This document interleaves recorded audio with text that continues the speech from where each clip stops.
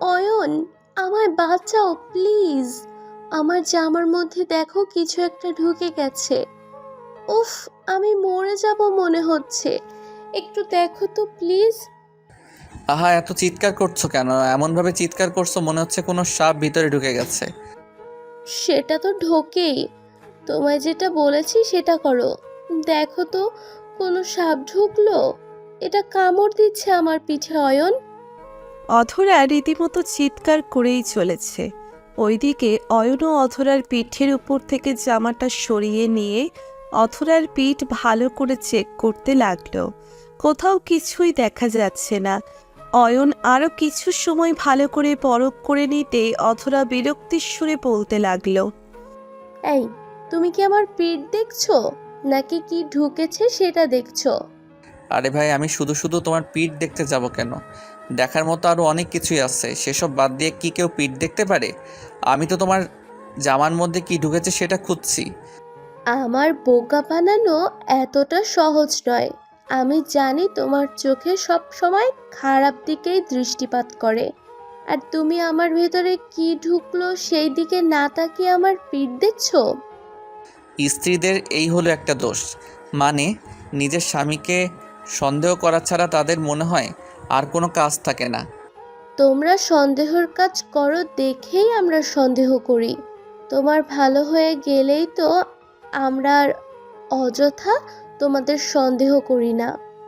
কুকুরের লেজ কখনো সোজা হয় না। যাই হোক, তোমার পিঠে কিছুই নেই, আমি ভালো করে দেখে নিয়েছি। এত তাড়াতাড়ি পুরো পিঠ কেমন করে দেখে নিলে? আমি নিশ্চিত তুমি ভালো করে চেক করনি, তাই তো কিছু পাওনি। আমার কথায় রাগ করে এখন বলছো কিছু নেই। আরে পাগলি না, আমি তোমার কথায় কেন রাগ করব? বরং আমার কথায় তোমার রাগ করার কথা। কচু, উফ, এই জ্বালা করছে তো পিঠে। আহ, এখন আমি কি করব বলো? একটু ভালো করে খোঁজো না সোনা, প্লিজ। এভাবে খুঁজলে হবে না। আমার মনে হচ্ছে এই জিনিসটা তোমার বুকের দিকে চলে গেছে, তাই সম্পূর্ণ জামাটা খুলতে হবে। সম্পূর্ণ জামাটা না খুললে এটাকে খুঁজে পাওয়া যাবে না। অয়নের কথাটা শুনে অধরা নিশ্চুপ হয়ে যায়। অয়ন অধরার ফর্সা পিঠের মাঝখানে থাকা তিলটার দিকে তাকিয়ে মুচকি মুচকি হাসছে। অয়ন মনে মনে আঁচ করছে যে অধরার পিঠে আসলে কিছুই নেই। অধরা ইচ্ছে করে এমন করছে যাতে করে অয়ন তাকে স্পর্শ করে আর নিজের উপর নিয়ন্ত্রণ হারায়, কারণ অধরার মনে হয় আদর লাগবে। অধরা চাপা স্বভাবের মেয়ে, মুখ ফুটে তো বলতে পারে না নিজের কথা, তাই ঘুরিয়ে ফিরিয়ে বলছে। অধরা অয়নকে উদ্দেশ্য করে ঝাড়ি দিয়ে বলে উঠল। জামা খুলতে হলে খুলে ফেলো না। উফ, তাড়াতাড়ি করে দেখো কোথায় কি আছে, তারপর ওটা বের করে দাও। আর সহ্য হচ্ছে না আমার। কোনটা বের করে দিব গো? কোনটা মানে? এই, তুমি এমন দুষ্টুমি হাসি দিচ্ছ কেন? কি মতলব মাথায় ঘুরছে তোমার? সত্যি করে বলো। আমার মাথায় আর কি ঘুরবে বলো? আমি তো একটা ভালো মানুষ। আমার মাথায় কি খারাপ কোনো চিন্তা কাজ করতে পারে? পারে পারে, ভেবেছো কি তোমায় আমি চিনি না? তুমি আস্ত একটা বজ্জাতের হাড্ডি। তোমার মাথায় সবসময় বাজে চিন্তা বসবাস করে। হয়েছে, এখন হাত উপরে তোলো। আমি দেখছি তোমার শরীরের মধ্যে কোথায় কি কি আছে। অয়ন কথাটা বলতেই অথরার জামাটা উপরে তুলে ধরল। অথরাও অয়নের বিপরীত দিকে ঘুরে দাঁড়িয়ে নিচের পিঠটা অয়নের সামনে উন্মুক্ত করে দাঁড়ালো। অয়ন এক দৃষ্টিতে অথরার পিঠের দিকে তাকিয়ে আছে। এতটা ফর্সা পিঠের মাঝে যখন একটা ছোট্ট কালো তিল থাকে, তখন এক অদ্ভুত ভালো লাগা মনের কোণে বাসা বাঁধে। অয়ন অধরার পিঠের দিকে তাকিয়ে তিলটার চারপাশে একটা আঙ্গুল দিয়ে স্পর্শ করল।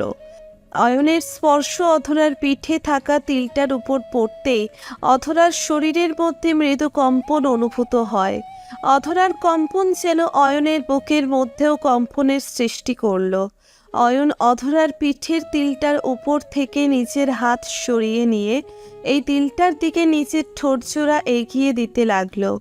অয়নের ঠোঁটজোড়া অধরার তিলটার সাথে ছুঁই ছুঁই অবস্থায় আসতেই অধরা সামান্য নড়ে গিয়ে অয়নের উদ্দেশ্য করে বেসুরে কণ্ঠে বলতে লাগলো।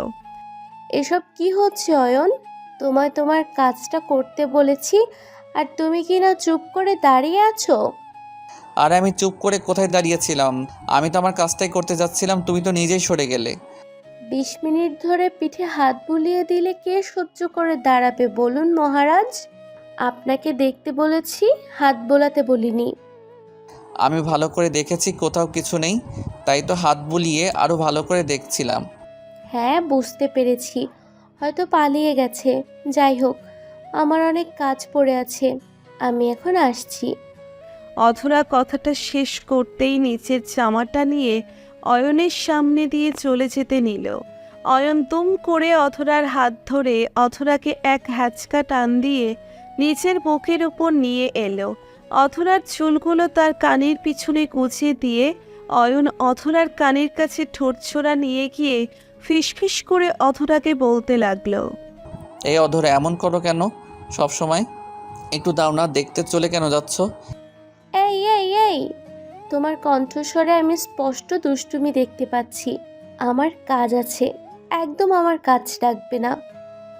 আমি কি আর সাথে তোমায় কাছে ডেকেছি নাকি? জানো তো তোমার পিঠের তিলটা দেখলে আমার মনের মধ্যে কিছু একটা হয়, আর এমন হলেই আমি নিজের উপর আর নিয়ন্ত্রণ রাখতে পারি না, উল্টাপাল্টা কথা মাথায় ঘুরতে থাকে। প্লিজ দাও না একটু। Sorry, I am not available. অধরা মিষ্টি একটা হাসি দিয়ে অয়নের বুকে মৃদু ধাক্কা দিয়ে অয়নের থেকে পালিয়ে গেল। অয়নও নাছোড় বান্ধা। অধরার পিছন পিছন অয়নও দৌড় লাগালো। অয়ন অধরা পিছন পিছন দৌড়ে ঠিক অধরাকে পিছন থেকে জড়িয়ে ধরে। অধরা অয়নের হাত থেকে নিজেকে ছাড়িয়ে নেওয়ার মেকি চেষ্টা করছে। অয়ন বেশ বুঝতে পারছে যে অধরা তার থেকে ছাড়া পাবার মিথ্যা চেষ্টা করছে। আসলে তো অধরা এই স্পর্শটা ভীষণভাবে অনুভব করছে।